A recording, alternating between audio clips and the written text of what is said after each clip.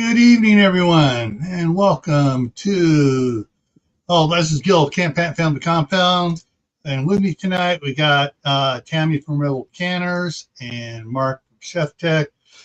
Welcome to the Monday Night Fireside Chat, and tonight's topic is your favorite things to can. And hang Tammy, on, bringing her back up here because she's on the road. There she is. Ah! There she is. He's driving. And I'm okay. not driving. Sweet. He's driving. Okay. Oh, she's got a chauffeur. Where's his little funny hat? At home. He has a fedora. All right. Let's see who's all here that have checked in. And let me see what's going on here. All right, so first one in was Super Scout, followed by ChefTech, and then Frozen, Mad Chick, Uncle Richard, Geeky Gardens, chit-chatting back with Kaylin Strain, Diana, and Diana's over on both channels, and then Sandra Volmar is on Tammy's side. And let's see here.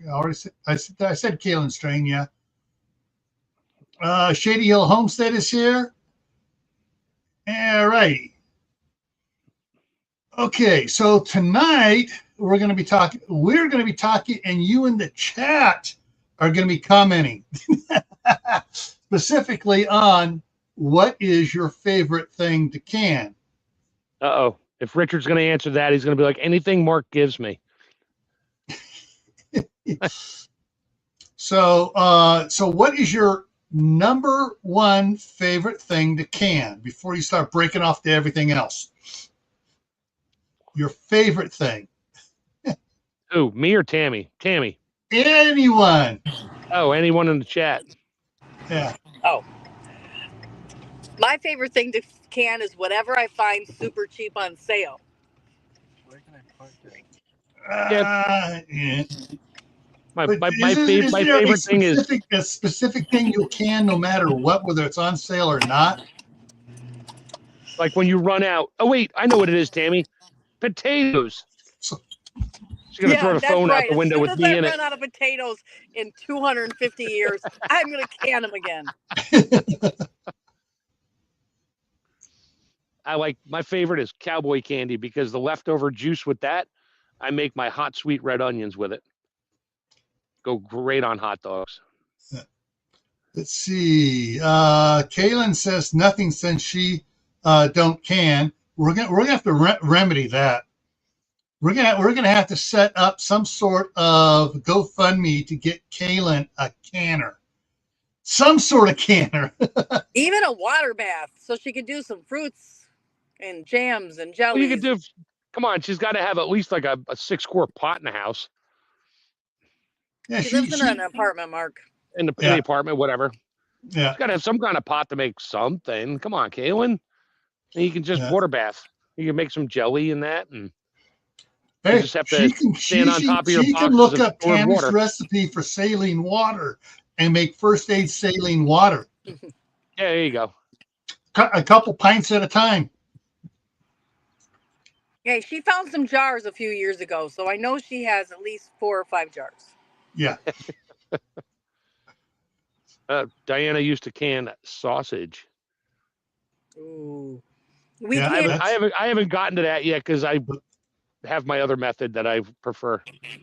We canned Jimmy Dean's sausage patties, the pre-made ones, because I found them on sale. Instead of $8, they were $2 a box. And oh my gosh, are they good? Yeah. Oh, they're good. Uncle Richard said pre-made ham and bean soup. He just had some of his ham and bean soup from 2019. Yeah, that was mine. I let him go shop. When he comes down, when he comes over, or we go to the cabin, come back here, I'm like, come on.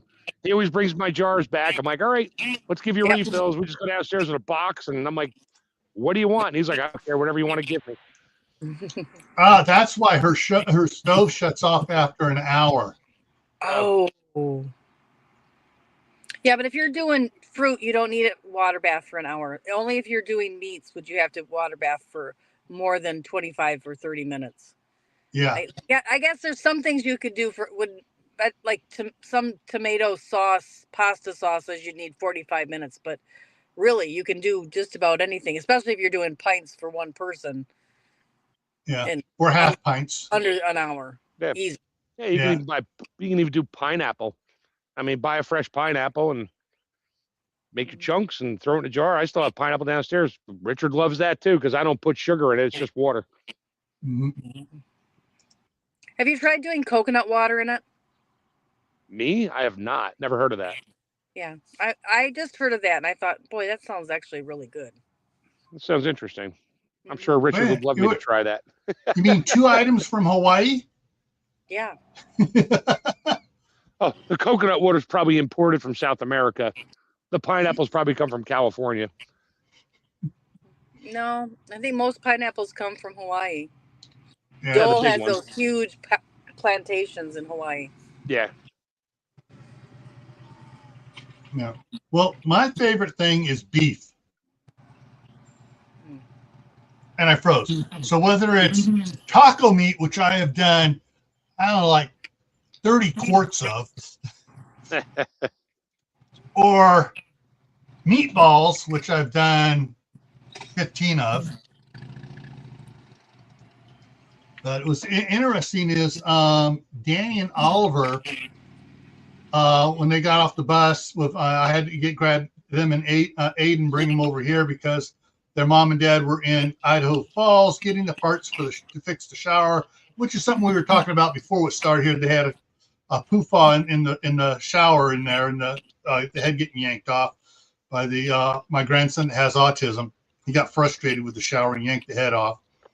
But they were getting parts, and so Danny and Oliver go, "We're hungry. We're hungry." Well, Danny was in here first, and I go, "Well, what do you want? You want a hot pocket? No. Tacos. I named something else. No." And then I go, "Meatballs." And before Danny could answer, from the other end of the house, you hear, "Meatballs!"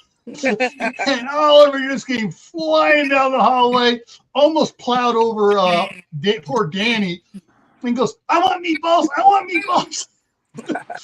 So they each had 6 meatballs for pre-dinner over here.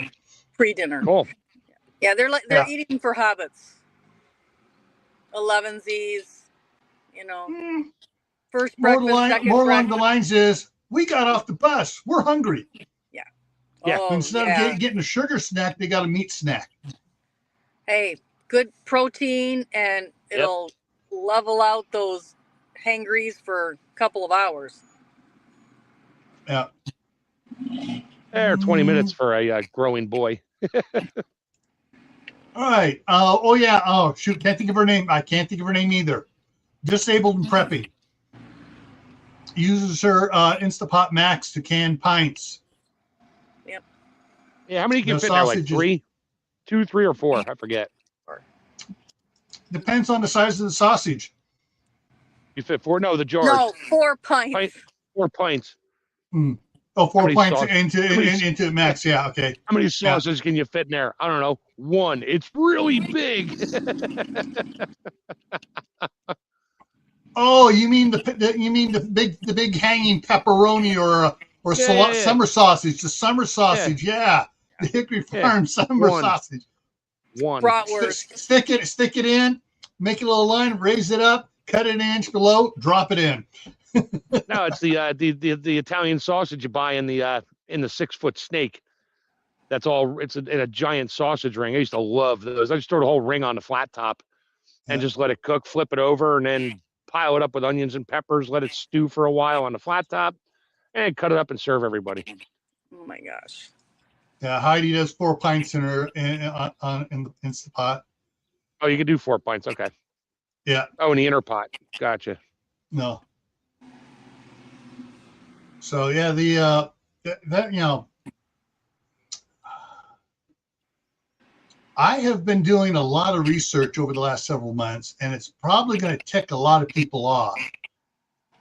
But I've been tracking down doctors that are posting that whose posts are hard to find, and just about all of them give the same thing of their own personal experience going on to the big C diet, carnivore diet.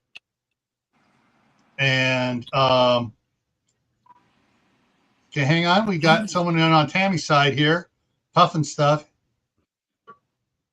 You can always ask questions on this live. Yeah. Any live where you Yeah, can always we don't bring anybody up here unless I know them, because we've had a few people come up and we're trolls. So basically, for we'll take all the questions you want in the side chat. Yeah. If you hang around our channel long enough and we get to know you, then yeah, you might get invited to the panel. Took me years to get up here. That's not true. You just had to disappear and then come back, and like 5 minutes after you came back, I'm like, hey, you want to go live? Yeah. You had a very good person to vouch for you, Mark. Yeah, I know. I was friends with her for 8 years before I met you. Yeah. All right. Kaylin has the Instapot dual. It does not can. Oh. But wouldn't it still water bath? You don't have to, if you don't lock it down, you just use it to boil with. What's That's that? something to think about. I'm gonna see if my wife has an Instapot there. She has 2 or 3 Instapots, different size ones. I'm going to ask her to see about checking that out and see if she can do water bath in the Instapot. Kaylin, if somebody gave you a water bath canner, would you use it?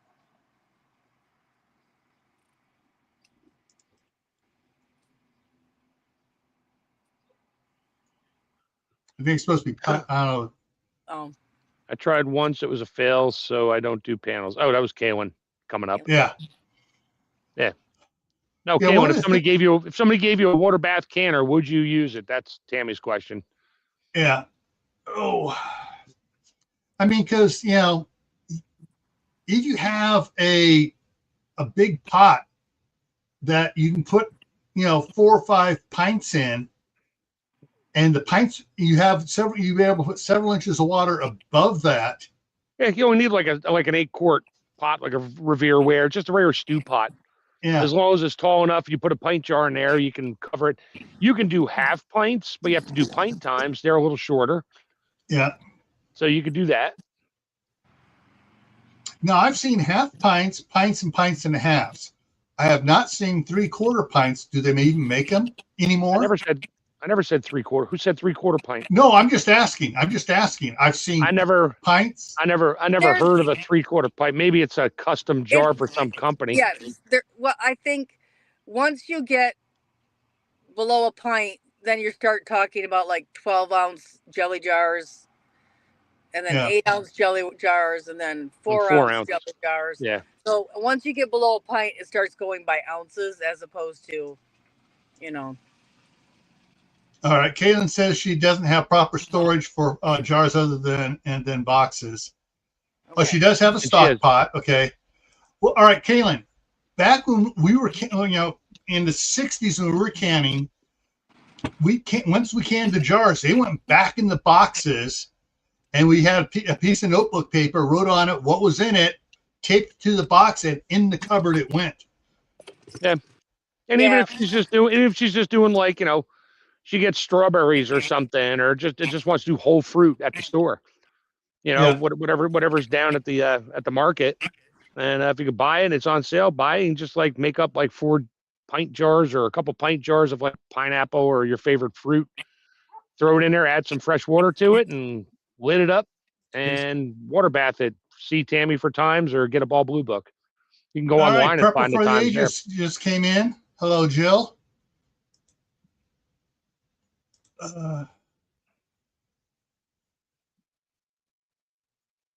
Oh yeah. On the induction. It's a steel bottom one. Yeah. Yeah, I have an induction, portable induction that I use.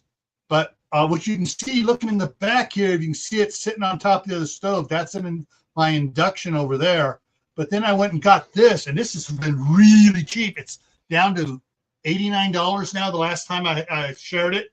This is a indoor-outdoor propane cooktop, and it works great for the for my press stove and for just my stock pot. Yeah, prepper for the ages. Me too. I don't like canning in the summertime. I'll do it. If the wife needs some stuff or Spanish beans, whatever, yeah, I'll do it. Fighting the air conditioning the whole time. Oh, blah, blah, blah. Your standard has three-quarter pint. It's just about cool. I have no use for a 3/4 pint jar. Yeah.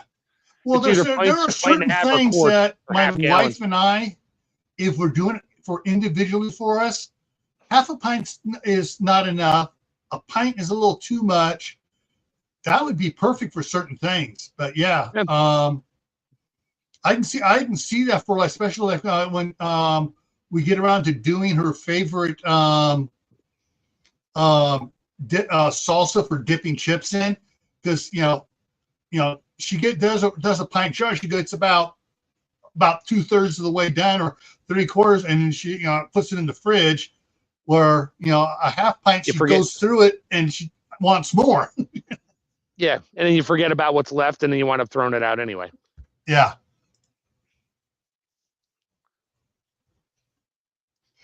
All right.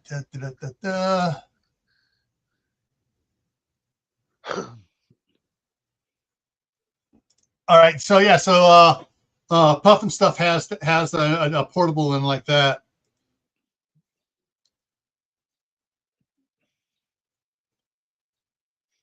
Yeah, really nice.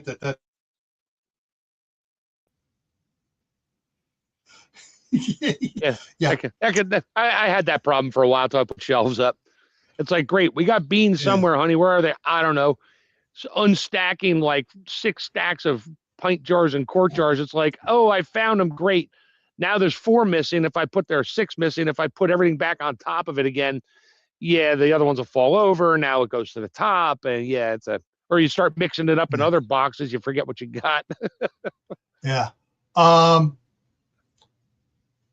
My daughter asked my wife to come up here to give her a hand with some stuff, because she's got other problems going on over there across the street. So my wife told me she might be coming up the weekend of the 16th, 17th. So that's a week from Saturday.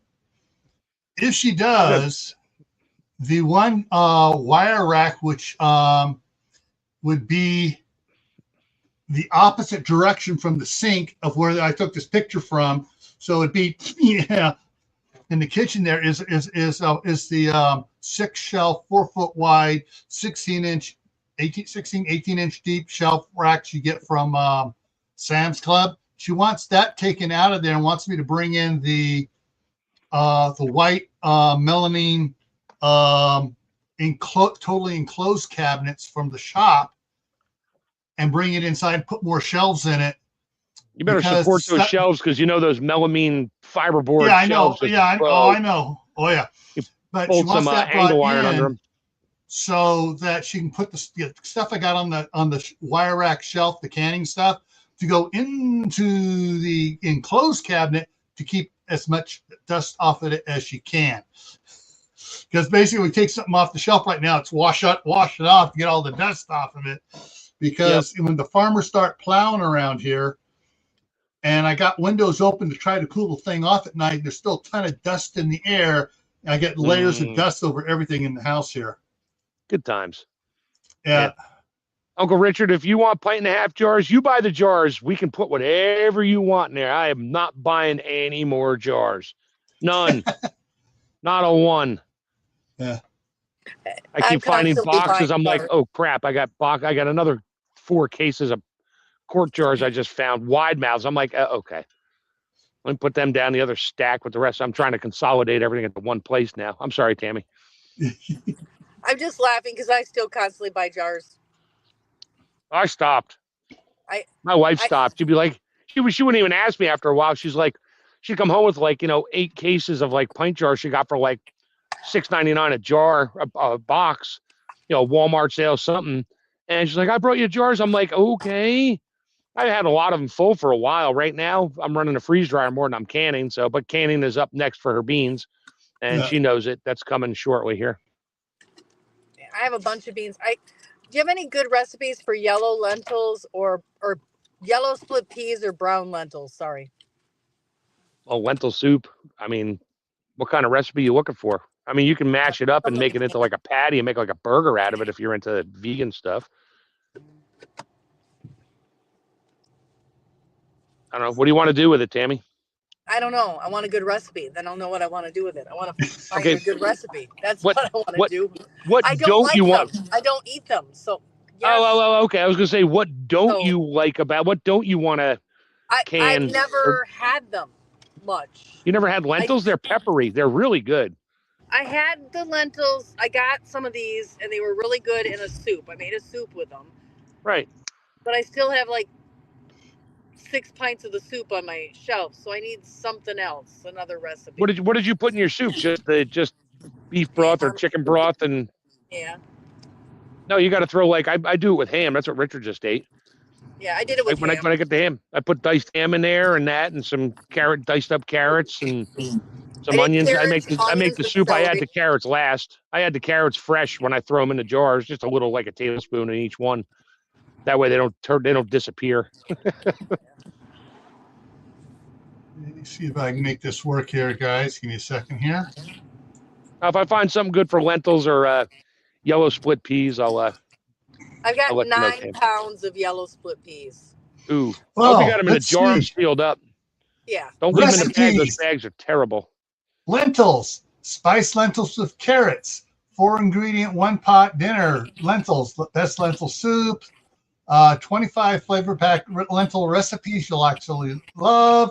Absolutely love. Cookbooks. Yeah, has some good stuff in it. I like the red lentils in Indian food. I've made some really good curry with the red lentils. I just had never used these brown ones. They just look. There are plenty of Google bring up plenty of them for you. Oh yeah.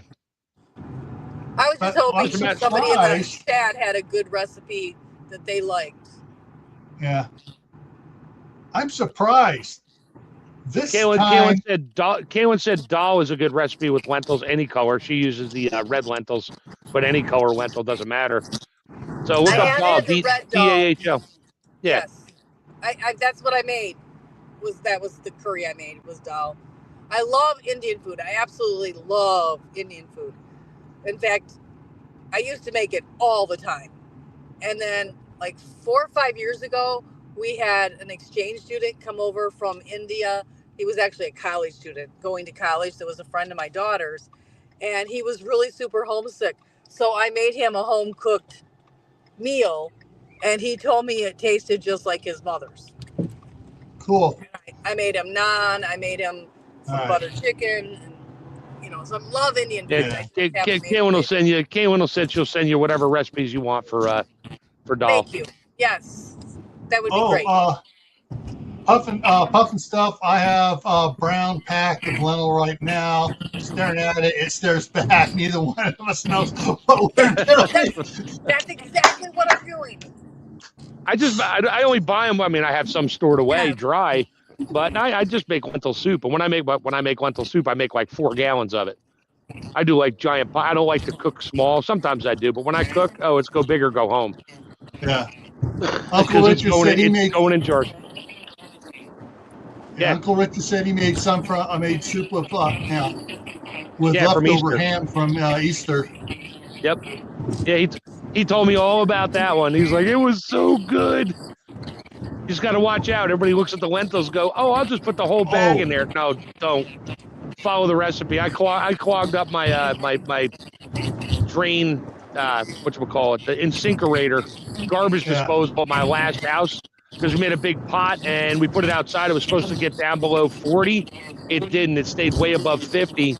and it went bad in like a day and a half. I'm like, forget it. I'm like, what do I do with it? I should have flushed it down the toilet. Nah, I'll just dump it in the food grinder. Didn't add extra water to it. Dumped it in, clogged it right up with paste. That's when I decided I don't like garbage disposals. We took it out and I just plumbed it. Yeah. So yeah, check your local restaurant there, Tammy. Any Ethiopian restaurants or anything around there, something like that? Oh, there you go. Add them. You can add them to 4 chili. hours away in Dearborn. I'd have to drive 4 hours to Dearborn to get any. Oh, go on. You got your phone right in front of you. Look up Ethiopian lentil recipes. Yeah. Yeah.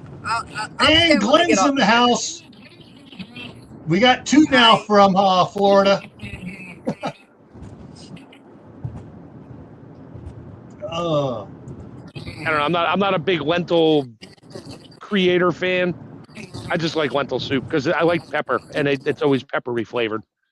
I like that, and I add more pepper to it anyway.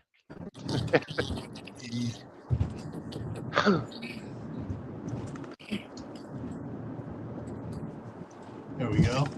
No, Kaylin, the noise is background noise in the car that Tammy's driving. Yeah. All right. You know it's not you. I dropped it in Ethiopian lentil recipes. And so yeah, there's a bunch more coming up. So yeah. I'm not driving, Mark. I am a passenger. I know you're not. No hands on the wheel. I know. I know you're not driving. Okay. No, I didn't say you were driving. Well, yeah, I did say driving. Whatever. She's in a car right now with background noise. Yeah, I like lentils with my lentils. Glenn says he likes lentil curry soup. That could be interesting. Yeah. I'm sure you can find a recipe for that. Yeah, there's if you search for specific ethnic ones like that, I search the you'll find it. Ethiopian, or you go Indian lentil soups. Hey, you know what? Pull up, see if there's Russian lentil soups.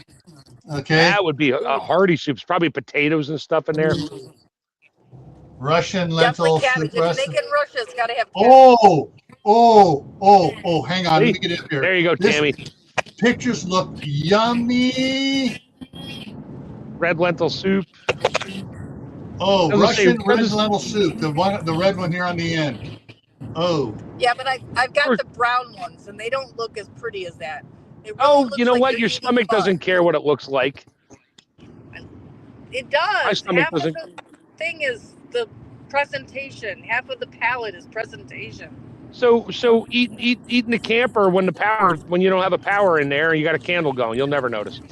Oh, okay. For those late night meals by candlelight. There you Brown lentil mush. All right. Yeah, but you know what? Flavor's good. The AI got involved here after these first 3. Russian lentil soups often feature blah, blah, blah, blah, blah, blah. Popular option includes slow cooker red lentil soup with dried apricots, rustic brown lentil soups, blah, blah, potatoes, carrots, vegetarian dishes with green lentils and buckwheat, kasha, or rice. Yeah, so there are a bunch of different ones there. You're getting down here, and now you're getting to the other Persian lentil soup, Chicago 5 fave there. So there are a bunch, all the different color ones. So Tammy, you can probably find the color, type in the color of the ones you have and see what comes up. Okay. But I'm just looking at, oh man, yeah. Okay. That's a good thing Star's not in here. He'd be deciding, I'm hungry. You guys are making me hungry. Don't worry, CR, if you listen to it later, I'm sure there's a recipe for lentil soup you can throw bacon in. Now that might make it brown okay. Yeah, right, because it tastes like bacon. All right. The smoky bacon lentil.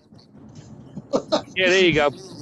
No, she needs to take her phone and shake it all over the place and start screaming. We'll think she's having a wreck. No, she just might scare what's his name and go, what? Student driver on board driving. Wait. Can't offend the driver while he's driving. Yeah, don't piss him off. Okay, I have no idea what that tacos in there on that, but 2 spicy little dishes at Gersha. Okay. Oh, so what she likes dipping in there is her beef bacon. Beef bacon. Yep. Yeah. But yeah, so my all right. So probably my second favorite thing to can, apricots. Oh shit! 1, 2, 3, 4, 5, 6, 7, 8, 9 deer. Ooh. In the road. And you didn't flip the camera around so we could see. Thanks, Tammy. Sorry, they were too quick. I was like, why are you stopping? And then I realized, and I have to laugh because this is right where the cows are loose. So, watch out for cows. They probably scared the deer. Yes, praise Jesus. It was not the cows that are loose. Yeah, they don't run. They just stand there and stare at you and go, moo. Yeah, they don't run. We stopped to tell the farmer his cows were loose, and we wound up spending 45 minutes and making a new friend because there's people on the side of the road you need to get over. Because apparently it's his neighbor's cows, and they have decided that they want to free range them in Michigan. Alrighty. Yeah. Maybe it'll find its way over to my place at the cabin in Pennsylvania, and I'll get a free cow out of it. I was thinking the cattle rustling. What are the penalties for cattle rustling at $12.99? Well, rustling means you stole it off their property. If it's like free range and it doesn't have a brand on it or an ear tag, well, ear tags come off. Yeah. I wouldn't do that, but I'm like, I just can't believe somebody would let them run around at this price of beef. Yeah. If it was my cow, I'd be like, it's giving it a gold cage because, like, the price of that beef is expensive. Yeah. Hey, Tampus. Yeah. Property agent said, Tammy, but what were they driving? They went so fast, they must have been driving. Oh, wait, I know what they were. They were on a tractor. John Deere. You can really tick a lot of people off and say, oh, they were on a case. Yeah. They were being chased by a coyote. One of the farm channels I follow is Laura Farms. Her dad runs Case, she runs Deers, and they swapped tractors with the combines on it one time just to do each other's. They were having a contest to see who could do a certain amount of fastest. So they worked several hours on their own tractor, and they swapped and repeated several hours on the other person's tractor. They tied. Hey, Tammy's got something else going. What Tammy? Huh? You just said, oh no, I thought something was coming. I went down in a dip and I lost you. You both froze, but you came back as soon as I came out of the dip. We're back. Price of beef is crazy in Kentucky there with puff and stuff. Yep. Yeah. It's crazy everywhere right now. It doesn't matter. Yeah, and I've been seeing these ads. I found this on sale at Costco, and it's cheaper because I get the big old piece and I can cut my little steaks separately. And someone commented in the thing, it's the same price as if you buy it, in the big. Right now, if you buy it big or buy a smaller pack at Costco, it's the same price per pound. They're not getting a big bonus off for it. Well, I just found that the beef that I canned last week in the video. I found that at Gordon Foods, and I found it cheaper than hamburger. And so I canned a bunch of steaks, and I just put them in as steaks. Oh, there you go. And I did some great big huge cubes too, because it was cheaper. It was $3.99 a pound. Oh, geez. Oh, I know there's a Gordon Foods up in Harrisburg. I should head up there or Carlisle. So it's up in PA. I sliced them. It was top round. And a whole loin size. Oh, wow. Ooh. And so the middle became steaks and the ends that are all kind of not they became canned food. Stew beef. Yeah. Yeah. Well, no, I canned them as steaks. They'll just be big, like pint size. Big pieces of meat. Yeah. Yeah. Tracy's in the house. And he's on your side there, Tammy. Hi. Yeah. I used to go up to this one store up in way up in PA because I had a couple accounts up there, and went into the store, and they were, I mean, at the time they were selling like whole eye rounds, or not eye rounds, whole strip loins and all the good stuff. I mean, it was cheap. I was paying like $8.99 a pound, $7.99 a pound. I'd buy like 3 or 4 of them, throw them in a truck, take them home, cut them into steaks, and pack them up, throw them in the freezer. Keep it between the lines, dude. Doesn't matter if somebody's passing you.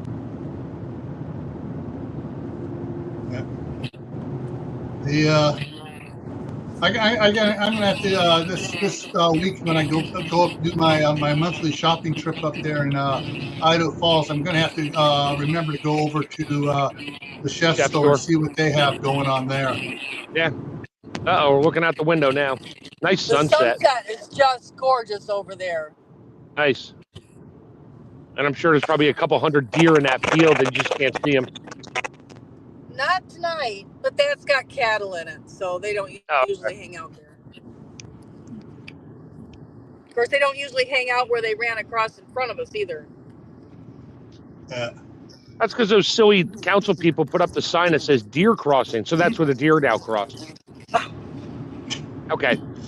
Yeah, that's that old radio show that did that, and the woman was screaming at him. Dead serious that they should move the sign because the deer shouldn't be crossing there. Yeah. I'm going to mute myself in a minute because we're going to cross a major highway and I may say a bad word. Don't worry. I can read lips. I'm a terrible passenger. Yeah. There's Shannon. It's okay. Yeah. So, like I said, my second favorite thing to can is apricots for apricot jam, and I've done blackberry jams, not because I like blackberries, but because the family had 600, 800 blackberry plants that we made jam from every year, and we made enough for our family for a year, and my cousins for them for a year. And so I did that as a kid. We helped my grandmother in the kitchen. But I did can my own grape jam as a kid. Made about 4 or 5 quarts of grape jam. But apricot jam is what we've been doing a lot of. And I got 1 jar left. Just 1 jar of low sugar apricot jam. I've only got 4 jars of the elderberry. That's probably my number one thing. Elderberry jam. That would be my one thing. If I could only do one thing, I would do elderberry jam. And I've only got 4 jars, 4 little jelly jars left. Yeah. Do you have elderberry plants at your house? Did you plant some? I have one and it died. And I just bought 2 named varieties to add to the food forest. And I'm going to go out where I do the wild ones and cut and do some more wild ones. I've tried doing the seeds at the food forest. The seeds didn't take. I think the birds ate them. Yeah, you're better off just cut like I did. Just cut the stems off and just stick it in water. They root. They don't care. I know. I've tried. I told you that. But I haven't done it for myself. The ones I did died. So I've got to do it again because they didn't get a good start out when there's nobody there to water them at the property. Yeah, it can be a problem. Yeah. And Moon over Miami came in.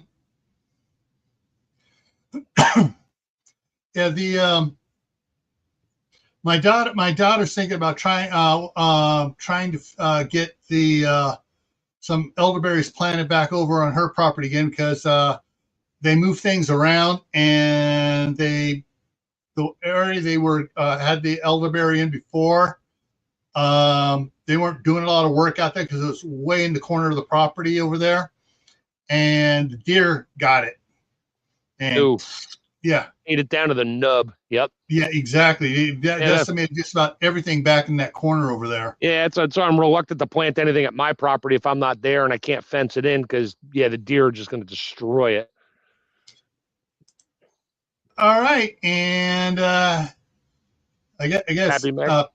Pam at Happy Mac. Yeah, the if she but was it Wednesday? Wednesday evening, or is it tomorrow evening? It may be tomorrow evening at 7:00 my time, which is right as the live stream ends tomorrow. They got the youth from church coming over to help them finish the fence off over there because my shoulders, I can't do the post driver with my shoulder. So they're going to finish you off. got a tractor and a bucket. Use that. Yeah. You know what happens when you do that? Those T-posts go and they bend. No, see, you're supposed to. Well, you don't have a big tractor. You're supposed to fill the tractor bucket up with like gravel or dirt, and you just put it on top of the post, nice and flat, and just push down, not bang on it. No, you got to bang on it. The soil, you got to bang on it. Oh, okay. Well, you're on your own there. Yeah. So, but my daughter was going through my shop, post driver, and she found the pins for the chain link gates. So she has a 6-foot chain link gate over. I gave her over there to set up so they drive the lawnmower in and out of the backyard to the big field, and so also I can bring the tractor in and do some work in there for them. But yeah, so once that fence is all up, then along that fence they're going to put the start planting elderberries and some other stuff over there too, so they can start harvesting that. Yeah. Hey, all right, Tammy, got a question here. There it is. There's the question. You ever dry can, Tammy? I don't. I don't either. No, because dry canning is a thing that happened after I canned the 300 pounds of potatoes, and so I've never had a need to try it. Yeah. I've seen on Tammy's Rebel Canners Facebook page people talking about it, and the comments are 50-50, and they are emotional 50-50 whether or not you can dry can or not. It is you either love it or you hate it. A lot of people really love it. If I had to can potatoes again, I would try it because they're more like a roasted potato when you do it that way. But you're supposed to have the water in the jar so that the heat circulates in the jar evenly to kill that organism that shall not be named, that really is just spores you got to worry about. But all right, Tammy, here is Heather coming in on your side. Newbie wanting to learn how to water bath low acid foods. Where can I get a reliable water bath canned recipes for low acid foods? I do not have Facebook to join groups. I have European chart times for water bathing. Really, the only place I do it, we talk about that, is really just on my Facebook group. Sorry. I haven't done a lot of it myself, so I will not promote anything on my YouTube channel that I haven't actually done. I know how to do it. I want to make sure I know how to do it. I keep a times table so that if I ever had to do it, I could do it. I wouldn't be afraid to do it because I know so many people who do it and have done it for generations, Amish. But you can find a ball blue book or a Kerr book for like 1965, 64. They always had the water bath times in there. Okay, hang on here. Gil has the link to one that has the water bath times. That's what I was going to say. I'm going to find it and link it down here at some point. Maybe after actually, all right, Heather, I'm going to put my email address up there, banners, and there it is.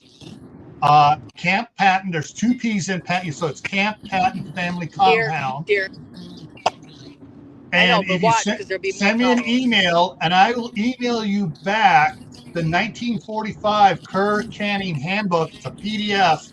Okay, So I'm you just can, watching for more. so that you can. Yeah, I will send that to you. Just send me an email, Camppatton Family Compound at gmail.com, and I will send that to you. All right, because I do have it. There's the PDF of it. So yeah, the 1945, and it's got all sorts of good information from back when that was the standard, when you could water bath stuff. Now, Yeah. what you need to understand, and you need to be very clear on this. Yeah, If you water bath low acid foods, you must bring it to a boil and boil it for 15 minutes. If you are at a higher altitude than 10, then we're like one where you would have to use 15 pounds of pressure. If you were doing that, you need to add more time. And Yeah. you're So that talking is for about low the acid actual foods food. that you water bath. Yeah. You're actually talking about So when after you preserve it for 3 hours, you need to heat it for 15 minutes. So when you open it, you water bath it, you put it on the shelf. Whenever you open that jar of low acid foods that have been water bathed, then you must cook it for 15 minutes. You must bring it to a boil and sustain it at a boil for 15 minutes before you taste it, to season it, or before you eat it. Just so you know, a lot of like store-bought foods used to have that warning too. They don't now because they irradiate them, but that's a whole nother story for another day. Yeah. All right, hang on to see. Yeah.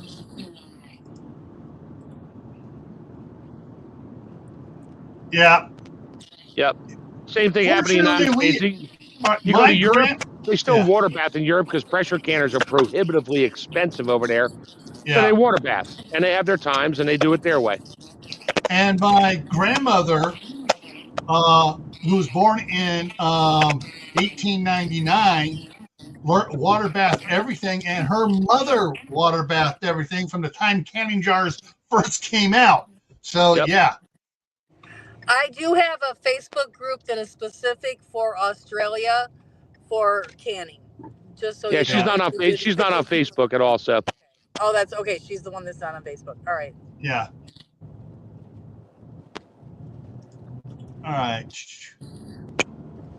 So Puffin Stuff, I want to tell you right now that if you are self-taught, you still need to go get some chart that is older than 1971, or not older, newer than 1971. Yeah, get the updates for your times, and make sure you have that. Don't depend on the internet for that. Make sure you have a hard copy of the times for each food. Yeah.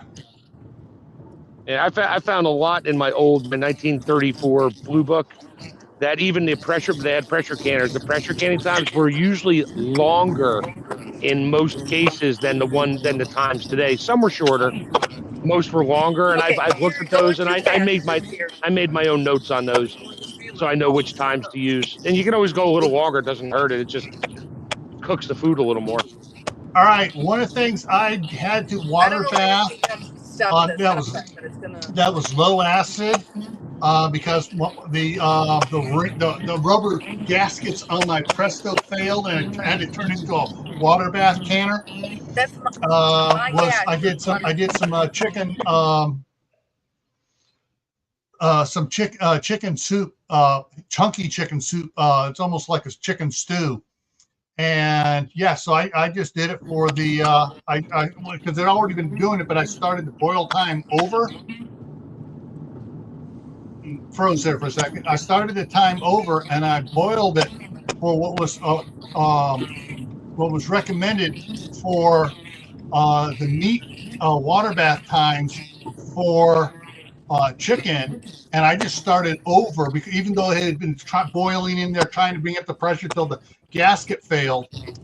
So I just started the time over just to make sure I had the full time for it.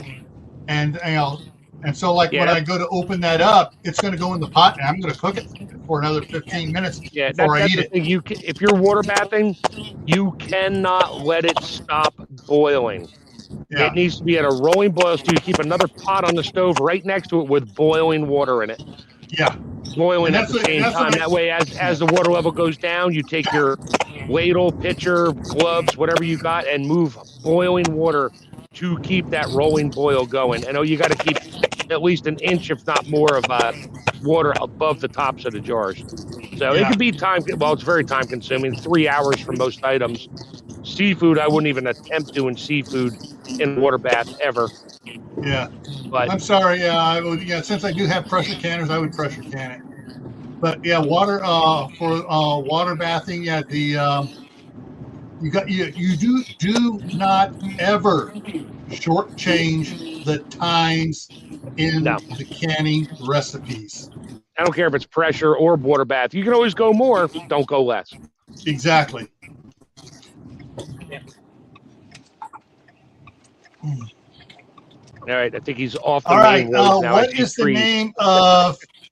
Oh, she might via friend's Facebook account. Okay, yeah. So she wants to know what the name of your Australian Facebook group is. Is it Rebel Canners Rebel Australia? Canners Australia. Yeah. Rebel Canners Australia. Okay. You just have to. You can't. It's not like everybody can go on there like any other Rebel Canner pages for Facebook. You got to answer the questionnaire, and then you have to wait for a moderator to let you in. Yeah.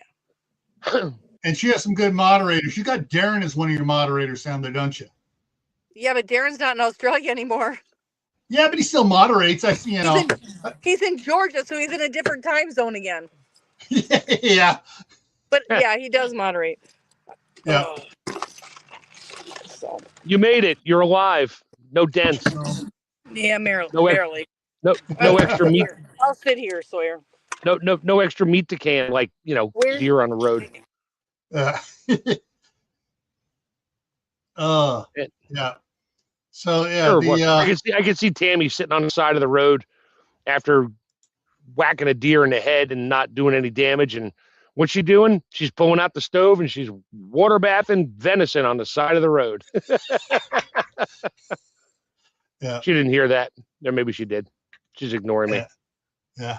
But for those that when I mentioned about this here, this is a propane indoor outdoor cooktop. Let me see if I can do it here.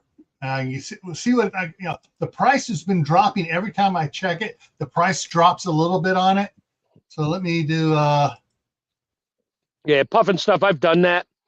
If I'm water bathing, sometimes I'll use my pressure canner. I'll put the lid on there, and I won't really crank it down. No need to, because you're just water bathing. But just the weight of the lid of an All-American sitting on there and the vent open, your temperature does go up a tiny bit. You're getting maybe a half a psi of pressure if you don't latch it. If you latch it, I've gotten 3 psi on my pressure canner without putting the weight on there. Yeah. So my wife had me get this 1.5 quart kettle. That's what I had hot water in when the gasket failed on the Presto. So I had hot water boiling. I just pouring it in. But this is the cooktop, and it is down. It went up $2. It's now up to $89.99. It was $99.99 when I bought it. But yeah, so anybody interested in that, I'll drop the link down here for you guys. There's the link, so you can check Amazon. Of course, Australia, if you need it down there, you can check out the same. You just search the same name down there and see if they have it down there. But yeah, it's got the regulator on it. It's yeah. How many BTUs is that? 30,000.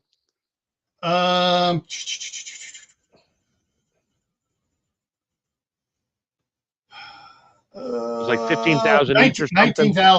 19,000 BTUs. It's like 9,500 per burner. That's a pretty good burner. Yeah. Like I said, I canned on that when I did the cowboy beans. I heated the I ground the beef, then I dumped the beef and the baked beans into this pot.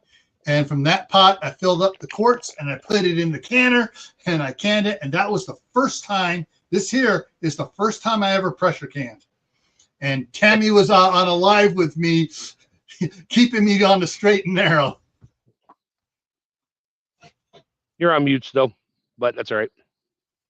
So that's right. Yeah. I'm being dive bombed by the first mosquito of the year. He opened the door on me and let in a mosquito. Yeah. Puff and stuff. Here's the thing about the boiling water bathing. If it goes below the top of the lid, now the top of the lid is getting cold air to it, so it's not quite as hot. So you're taking a chance there. That's why usually people say, "Oh, I put 1 inch over." Others go, "No, I put 2 or 3 inches over." Yeah, but the water bath time and the steam canning time is the same time, so she's not wrong. Yeah. Yeah. And steam, if in an open pot, Now, steam is not hotter than the water boiling temperature at your altitude. If you contain it, that's when steam gets hotter. That's why I use a pressure canner, because it'll get up. The pressure increases the temperature, just like the radiator on your car.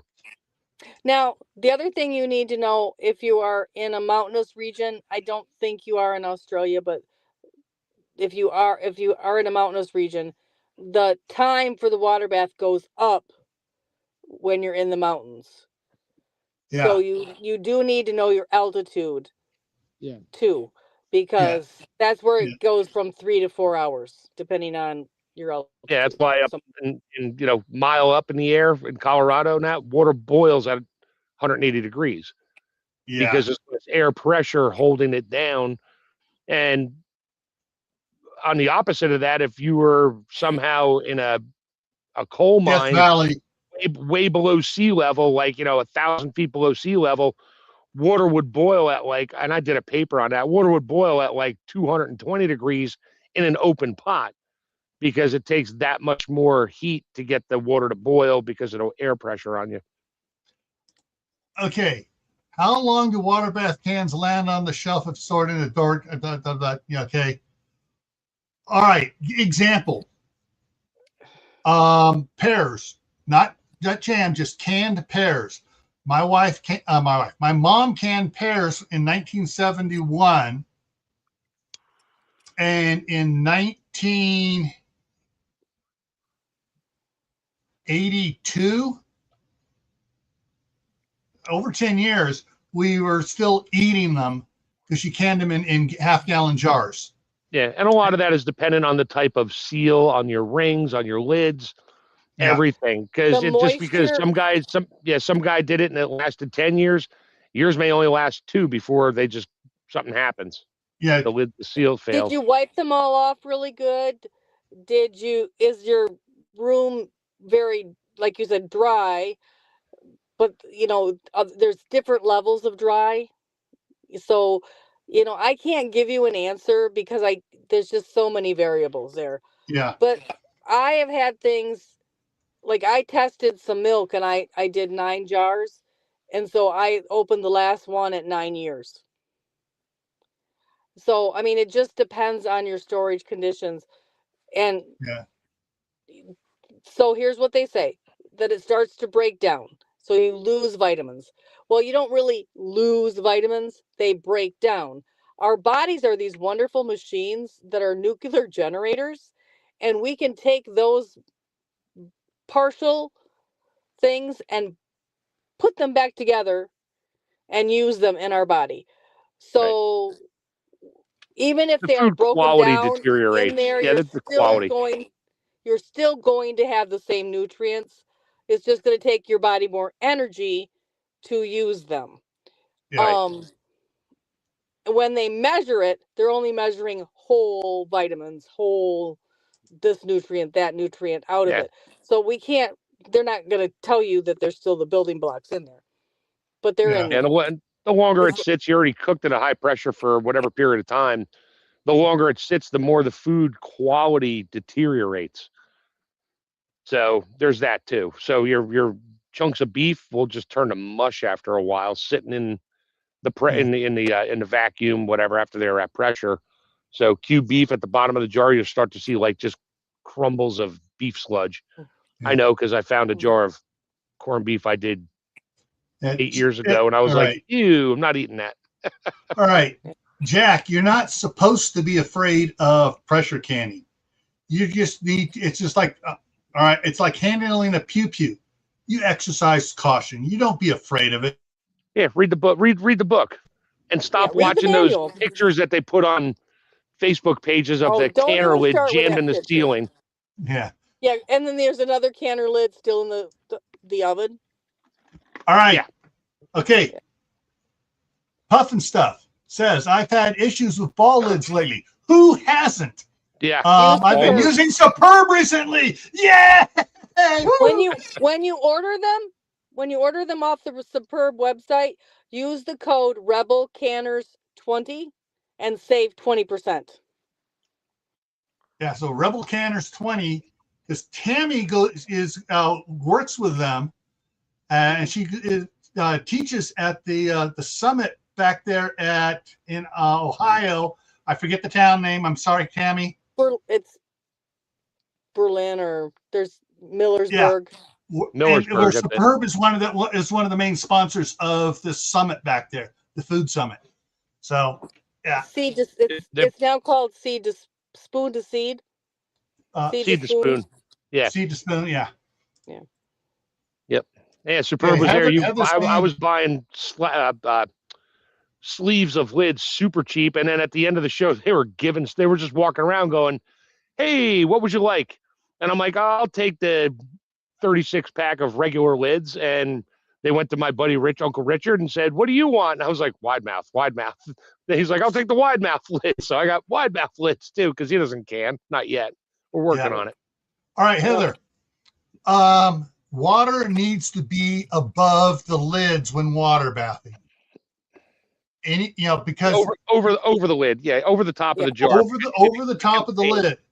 If it's up to the neck, that top part's not getting as hot as it can be, and there's a possibility of it not being cooked right in the canning process.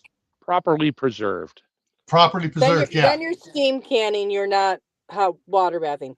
1 inch of water above the jar, you're water bathing. If you're not, you're steam canning. Yeah, and you steam canning, that takes a different type canner. Now she's using the standard twist-on lids, not the two-piece. When using the twist-on lids, it's not like with the ball lids or the curl lids where you put the lid on, you put the ring on, and you just do finger tight. For the standard twist-on lids, you crank that sucker down. I've never canned with solid one-piece lids. I have. This is actually a solid one. Okay. Yeah. I keep my solid one-piece lids for when I open something. Yeah. Because my wife generally destroys the lid with a can opener or whatever to get it open. I can just pop them with my fingernails. But I'm like, yep. And I just keep a bunch of them sitting on the counter. So when she pops something open, puts it in the fridge, she just puts the other lid on there and turns it down tight. I reuse those all day long. Yeah. Siphoning is a whole show on itself. We did one. We did a live stream back here. Hang on, let me look. Yeah, a long time ago.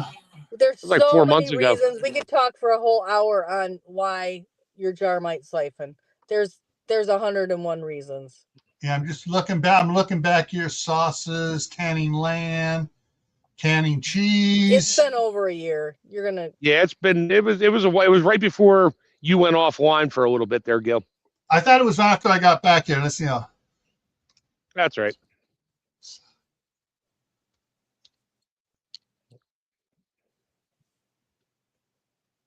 Hang on. Okay, March. Okay, it's been a year. March 24th, 2025. On my channel, it is video number 1332. What is siphoning and canning? And that's we did an hour-long show on that. So so it's video number 1332. What is siphoning and canning? And you can go back and check that one out. let's see here. Yeah, fear. I was never allowed really in the kitchen either. My mom was running the pressure cooker, cooking whatever, because she would just stand there the whole time while it was running to make sure. And it was the one. It was the old Presto pressure cooker with the 3-piece. It wasn't a jiggler. It was a Revereware. It had that little flapper with the rotator dial for like 5, 10, 15. I mean, she wasn't canning in it. She was just cooking food in it. Yeah, she'd do broccoli in there and turn it to paste. But anyway, that's another story. But anyway, it's because that boiling water is hot. And a lot of our parents, remember, there wasn't a whole lot they used to be able to do for people that would get burned. Like they get burned at cooking on a wood stove, or they get burned because their oil lamp caught the house on fire, and they got burns, severe burns. They didn't have burn clinics like we do now. You died a horrible death. And so they kept you out of the kitchen because they didn't want to trip on you and give scalding water, and both of you get burned because they tripped over a kid in the kitchen. Right. Or a dog. All right. Yeah, puff and stuff, you're right, but don't leave it in overnight. That's the one key to not siphoning is after your pressure canner gets to 0 and your weight is on there. I always check it. I pull my weight off, stick my finger on there. Eventually it'll create a suction. And you got to catch it just right. I just take the weight off of there, and I'll let it sit in the stove, depending on the temperature in the house and all that. And I'll let it sit for a good half hour or so to let all the pressures equalize inside the canner. Because when you open that canner up really quick and the cold air rushes in, the pressure increases in those jars and just spit. And I've gotten broth spit everywhere. I pulled a jar out and it started siphoning before I got it to the counter. What a mess. Yeah. It's like when I do the taco meat here in either the Presto or the All American, I wait until that gauge is totally down and hits the pin and rests on the pin, and I give it a half hour before I lift the gauge, because I've lifted it, especially with the American, the All American, because it's more aluminum in the canner, so it stays hotter longer inside. More thermal mass. Yeah. I've listened. I usually go. It's like, okay, well, I'm just going to let it sit for a while. Yep. And when I let it sit and go, so it's well packed. I say, okay, I'm going to give it a half hour. I'm going to go do something else, and then come back and check it again. Yeah, that's the time when I do not have siphoning. When I think, okay, I can take it off now. Yeah. I get a little bit of siphoning. It's like, damn, Tammy, it got dark there fast. Holy crap. I said I needed him to get driving and get home before it got dark. I didn't want to be chasing the deer across the road in the dark. But I need to go in. But when I go in, I know I'm not going to have good internet. But I have to get up at 6 o'clock in the morning tomorrow. So Heather, you're on your own with that one. All right. Adding vinegar to something for water bath to bring your time down. There's a green I've heard that recipe for adding it to the food, not the water. Mm-hmm. Yeah. Per quart. That's to increase the acid level to lower your times. I guess it works. I've never done that. Yeah, Tammy's saying per quart. I've seen that with green beans. I haven't tried it yet. I had an Amish woman give me the recipe, and I do want to try it. But I will not put anything on my channel that I haven't tried and tested and fed to my own family. So all right. And unfortunately, if she feeds it to her family and herself, we'll never know if it was bad. Yes, we will. Yeah. All right. Okay. So coming up this week, on my other channel, Gray Man Prepping, that's Gray with an A, tomorrow night, same time as we started tonight. The topic is, when is bugging out worth the risk? Thursday night for Gray Man Prepping is the Midnight Ride. That actually starts at 10 p.m. Eastern Time, USA time. Friday, back here on Camppatton at the same time, 8 p.m. Eastern. The topic is Homestead Update. I'm going to be updating everything we're doing on the 2 properties here. all the changes and stuff we're doing and the additions, everything that's gone on since last summer, since I did the last update. And so we'll be covering that. Saturday on Gray Man Prepping for Survival Saturday, 8 p.m. Eastern. After your loved ones are gone, what are your plans?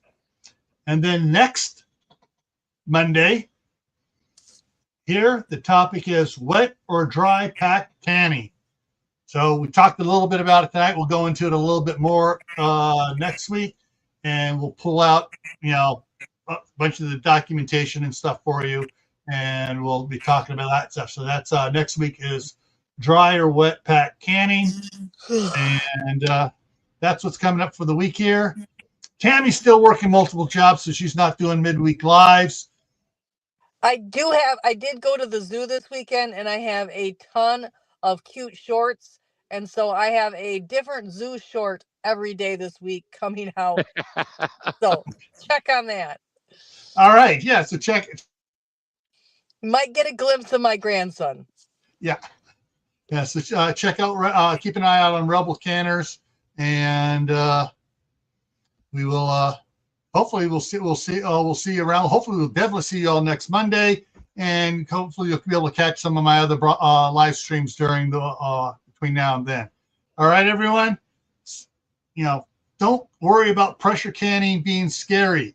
It's only scary because you haven't done it yet. All right, everyone, take care, and we'll see you around. See ya.